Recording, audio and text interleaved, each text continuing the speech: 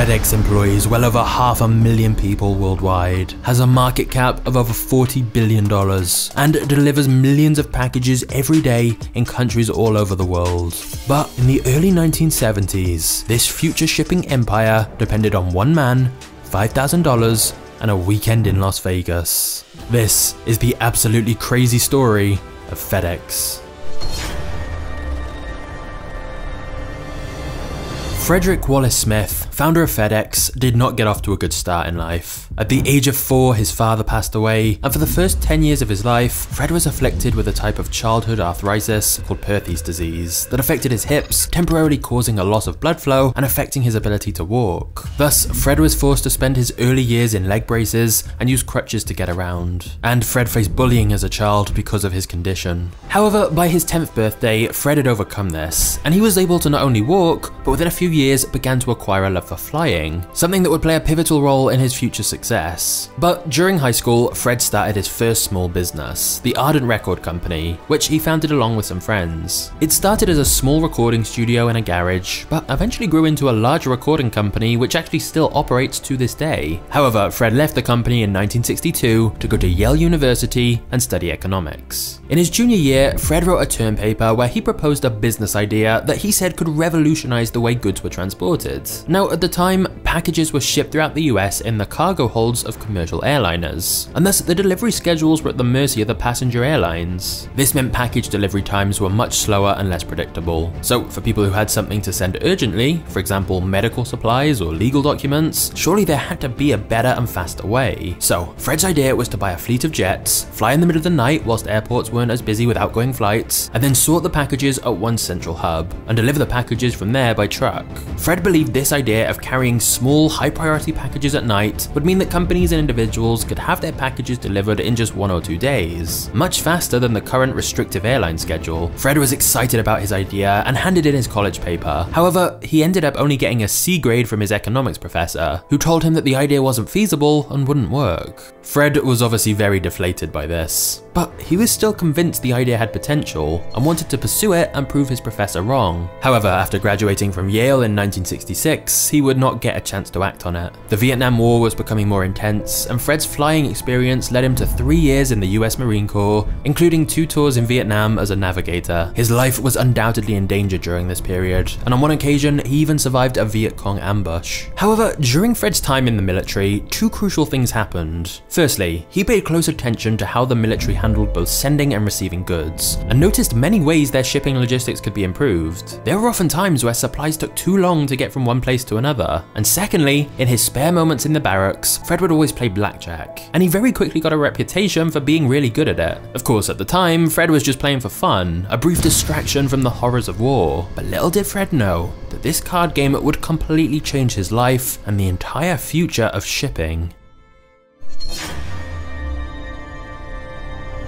After leaving the Marines in 1970 and witnessing the destruction of war, Fred said he was so sick of destroying and blowing things up, and that he came back determined to do something more constructive. So once again thrusting himself into the unknown, at age 26, Fred began working at his father-in-law's business called Arkansas Aviation Sales, and soon bought a controlling interest in the company. The business was originally an aviation servicing and repair company, but Fred helped transform it into more of an aircraft dealership, which significantly increased company profits. But Fred was frustrated with how slowly things moved. Shipping parts from one point to another took too long, and the company was regularly struggling to get the parts they needed on time. Fred was once again reminded of his idea from his economics paper that would enable shipments to be delivered across the country within just 24 hours, as they wouldn't be reliant on passenger planes that happened to be flying to the destination the package was going. So Fred began planning out a system using both air and ground transportation that would be more efficient and involve non-passenger planes taking the packages to a central sorting facility, where they then be sent off on their own separate routes and delivered by trucks. It was a hub and spoke system that he felt could truly revolutionize shipping, but he concluded he needed 14 jets to begin his full operation. Now, Fred's family were wealthy, as his father had been a successful businessman who'd run several different enterprises, including a restaurant chain called Toddle House, and thus before Fred's dad had passed away, he'd set up a trust fund for Fred. However, despite this, Fred still had nowhere near enough money for the size of the operation he was planning, so Fred began pitching it to investors, and they they were impressed with Fred's knowledge of the airline industry. It was clear Fred had put a lot of thought into the system, and investors knew what a lucrative business this could be if he pulled it off. So by 1972, Fred managed to get around $91 million in loans and venture capital funding to build his revolutionary shipping business. Now, Fred's initial plan was actually to focus on checks to start with. Of course, nowadays we take for granted money being instantly transferred all over the world, but back in the days when people sent checks as payments, it was often a very long process. And so Fred contacted the Federal Reserve, America's central banking system, hoping they could strike up a partnership. At the time, checks would often have a 10-day turnaround time, whereas with Fred's new shipping system, it could be a 24-hour process, allowing them to quickly deliver checks between the Federal Reserve banks. The Fed seemed to like the idea as well and agreed to the deal. So Fred went ahead and bought and outfitted a small fleet of lightweight aircraft to fulfill the contract. Landing the Fed as a client also inspired Fred's choice of business name, as he originally called the company Federal Express. Thus, Fred's shipping business was finally born, and the Federal Express logo was proudly plastered on each plane, letterhead, business card, and bulletin board. Fred had his first client, and a very big client at that, and so the future looked exciting. And then, quite suddenly, the Federal Reserve backed out of the deal, meaning Fred was stuck with the planes, bills, and the name Federal Express, despite no longer working with the Fed. This was a massive setback. But Fred kept the name Federal Express anyway. In fact, it wouldn't be until 1994 that he changed the company name to FedEx Corporation instead, because most people simply referred to the company by the shortened nickname FedEx anyway. But anyway, back in the early 70s, since he was no longer going to be transporting checks for the Federal Reserve, Fred turned his attention to shipping small, urgent packages for businesses and consumers. And on April 17th, 1973, FedEx officially began operating. Fred chose to base the company in Memphis since it was fairly centrally located in the US, which made it an ideal hub for Fred's plan. Plus, Memphis Airport agreed to make certain adjustments they needed for the business to operate smoothly, and had additional hangar space readily available. Plus, the airport was rarely closed because of bad weather. So, FedEx was in business, and on the first night of operating, 14 aircraft delivered 186 packages to 25 different US cities. And word of this overnight delivery system quickly spread. The vision Fred had had back when he wrote the economics paper all those years ago was finally now a reality. But little did Fred know, a crisis was about to begin that would completely destroy the business. Just as Fred's business was beginning, so was the 1973 oil crisis. You see, because of political tensions in the Middle East, the Organization of the Petroleum Exporting Countries, known as OPEC, placed an oil embargo on countries they believed were supporting Israel, which included the United States, where Fred was operating his business. Since the US heavily relied on oil from the Middle East, they were one of the hardest hit countries, and the oil prices quadrupled, and these rapidly rising fuel costs put FedEx in serious trouble. Federal Express was just getting off the ground, and the 14 Falcon airplanes took a lot of jet fuel, and because of the oil embargo, jet fuel was hitting historic high prices with no potential downturn in sight. As a result, FedEx's operating costs were spiraling out of control, and the company was losing an estimated $30,000 per day. Fred's vision was literally running out of gas, and Federal Express hopeful beginnings were losing altitude. It's estimated in the first 26 months of business, Fred Smith saw a $29 million loss. And understandably, investors were not so keen on putting more money in, since it was unclear when oil prices would drop again. Fred became so desperate that he had to ask his loyal employees to hold on to their paychecks and not cash them for as long as possible in order to try and keep the company afloat. FedEx pilots and drivers even started using their own credit cards to fuel up and get reimbursed later, as they knew how little money the company had left. Fred himself completely stopped taking any pay from the company because there wasn't really any to take. But it still wasn't enough. The oil embargo and difficult economic situation was all too much. The company got down to its last $5,000 in its bank account, and at that moment, Fred received a fuel bill for $24,000. It was a Friday, and with $5,000 in the business bank account and a bill of $24,000 due by Monday, it seemed Federal Express was heading for bankruptcy. In a desperate last-ditch attempt to save the business, Fred Smith tried to land a potential investment deal with General Dynamics, which could secure an emergency cash influx. He put his best suit on and went into the meeting believing this could be the turning point for his company. But the deal fell through. Due to the volatility of the current situation and the need to be conservative, General Dynamics rejected his pitch. After this denial for further business financing, it seemed Fred could not afford to pay the fuel bill, and therefore this was the end of his business. Sitting in an airport lounge on his way home from that meeting, Fred, feeling utterly depressed, began to think about the future of his then 389 employees and how they were all going to lose their jobs. He thought about his dream, how close they were, but how ultimately his economics professor was going to be proved right all along. As he sat in that airport lounge in Chicago, he knew that once he landed back in Memphis, he'd have to break the bad news to his team. He'd have to admit defeat and perhaps pack up the things in his office. After all, unless he could pay the fuel bill, the planes wouldn't fly Monday. For a moment, Fred felt completely defeated. It was over. But then he started to give himself a pep talk. This was Fred Smith, who'd beat a childhood of physical pain and overcome his disease. This was Fred Smith, who'd got his pilot's license at age 15 and helped start a record company in a garage whilst in high school. This was Fred Smith, who'd graduated from Yale and survived 2 tours in Vietnam. In that moment, Fred vowed that if the banks and investors wouldn't give him the money he needed to save the business, he'd get it himself. Fred was due to start boarding his flight in a few minutes, but at the last moment, he decided he wasn't going back to Memphis. Instead, Fred withdrew the final $5,000 in his company's bank account and impulsively booked a new flight to a different destination. Fred Smith was heading to Las Vegas. Fred had decided if we're gonna go down with a fight. That's why he'd taken the company's last $5,000 and decided he was gonna gamble it and try to win enough money to pay FedEx's bills. So the survival of FedEx came down to a weekend of gambling in Las Vegas. Once Fred landed in Vegas, he headed straight to the blackjack tables. Now, blackjack is a pretty simple game. Your cards need to add up to a higher number than the dealer, but not go over 21. However, in the 70s, there were some blackjack tables which just used one deck of cards, which meant it was easier to count cards and gain an edge, a skill Fred had developed in the Marines from all the time he spent playing the game. Of course, whilst this gave him a slight advantage, it was still a game reliant on luck. And Fred's luck definitely went both up and down. He'd win a couple of hands, but then lose a couple, and so his winnings went up and down as well. It was nerve-wracking enough playing when there was just money on the line, but this was his entire company on the line, his dream, and the jobs of all his employees. But Fred remained focused, playing hand after hand, and at one point managed to get up to $35,000. He felt unstoppable, but then he had a bad hand, and another. His confidence started to shake. His earnings were quickly falling, but luckily he stopped with just enough. By the end of the weekend, Fred had successfully turned Federal Express's remaining balance of $5,000 into $27,000, and that was enough to pay the looming fuel bill and keep the company in the air for another week. So Fred quit while he was ahead, deposited the cash in the business bank account, and headed home. Now obviously $20,000 wasn't going to be enough to save the company long term, but it bought himself and the company a little more time to come up with a plan.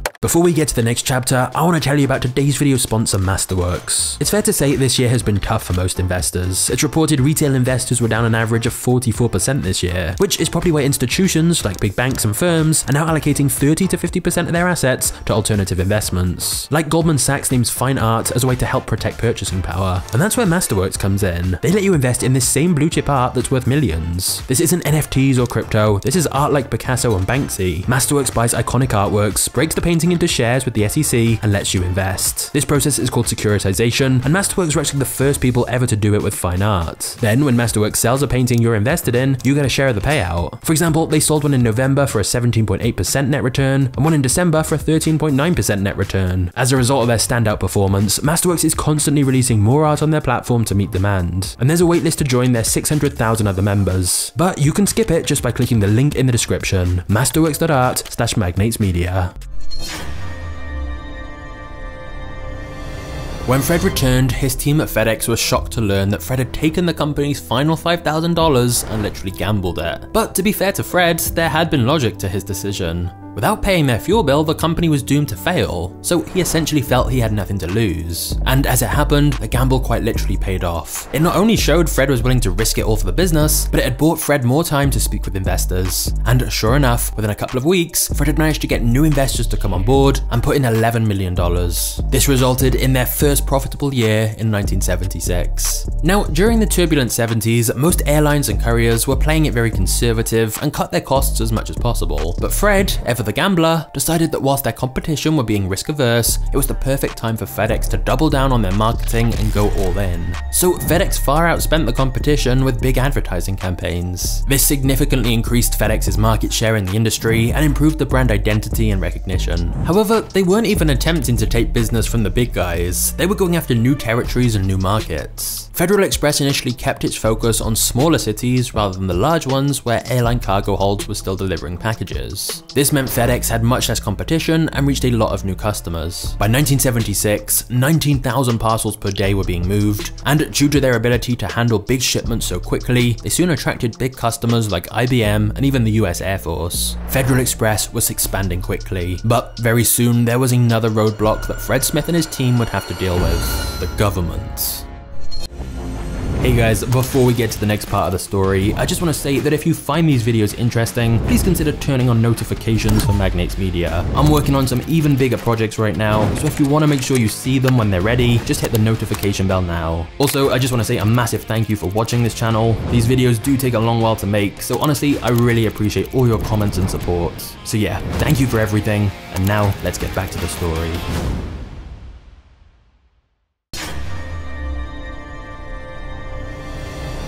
During the later half of the 1970s, logistic companies of all shapes and sizes were beginning to pop up. Trucking was changing, shipyards were growing, and the transportation of packages by air was on the rise. But something was stifling progress: airline transport regulation. Because of previous regulations secured by the major airlines, they developed a monopoly on moving larger, weightier goods in their cargo holds. They got paid to move people, and they got paid to move packages, and they could move a lot because the regulation laws gave them precedent. And unlike companies such as FedEx, the airlines didn't have the same weight restrictions on their planes. For example, FedEx couldn't legally carry more than 7,500 pounds per plane, which restricted them to only small aircraft, which obviously hindered how much they could expand their business. But if that restriction were to be lifted, the sky was the limit, and Fred could use the largest planes possible to grow his business faster and expand his customer reach. So Fred decided to make another bold move, and joined forces with his competitors. FedEx and other small carriers banded together and vigorously lobbied the US government and the then president Jimmy Carter. FedEx spent several years lobbying Congress for deregulation of air cargo, and this shared desire for true and fair competition paid off. In 1978, President Carter created and signed the Airline Deregulation Act, which removed the restrictive limits in place for couriers, such as the restriction about how much weight could be on board a plane. This gave FedEx and many other similar carriers the ability to fly as large of planes as they could afford, and thus provide genuine competition for the big commercial airlines. Fred Smith was now free to expand and grow at an almost limitless level. With this newfound freedom given by the federal government, Fred decided to take the company public on the stock market, and in 1978, FedEx had its IPO on the New York Stock Exchange, helping Fred raise even more money for the company. This influx of more money allowed Fred to expand the company's destination list, which meant building new hubs all over the United States, along with buying more and bigger planes. Fred finally had the freedom, the funding, and the drive to take his company to a whole new level. With more freedom and more planes, the 1980s saw even more rapid expansion for FedEx. In 1981, FedEx opened its first world hub in Memphis and built the company up to being the largest air freight company in the US at that time. Fred also expanded the company's technology as well, and it's reported FedEx were the first US company to use computers to internally manage and track packages. And by 1983, the financial security of FedEx was no longer in question. Sales topped $1 billion for the first time, and by 1984, they started intercontinental operations with shipping services to Europe and Asia. Year after year during the 80s, FedEx stacked up new record-breaking stats, and by the end of the decade, they were operating in 90 countries across all continents. They also bought international couriers such as Geico Express International and Flying Tiger to help give them a stronger foothold in other countries too. Another big development FedEx pioneered in the 90s was allowing passengers to track their parcels themselves online via the internet. And by the end of the 90s, FedEx was the #1 overnight shipping service in the world. However, since FedEx's business model was clearly successful, more and more competition had also popped up. So, FedEx began buying other companies to expand their offerings further. For example, in 2004, FedEx purchased the printing business Kinko's for $2.4 billion. They also acquired logistics companies, customs and duties companies, and many more businesses. This allowed FedEx to vertically integrate and be a part of the full package sending experience. And if you look at FedEx's services today, you'll see it's so much more than just the simple service of shipping packages from point A to point B, like when the company first began. As of today, FedEx's number of planes, hubs, and destinations have grown to staggering numbers, whilst Fred himself has become a multi-billionaire, as he's still the largest individual shareholder of FedEx. And since it's reported FedEx has over 700 planes in its fleet, it's actually one of the world's largest airlines. Not bad for a business idea that only got given a C grade. However, if you want to see an even crazier underdog business success story, you're definitely going to want to watch the story of Nike. I think you're really going to enjoy this one. Just click the thumbnail here and I'll see you there in a second.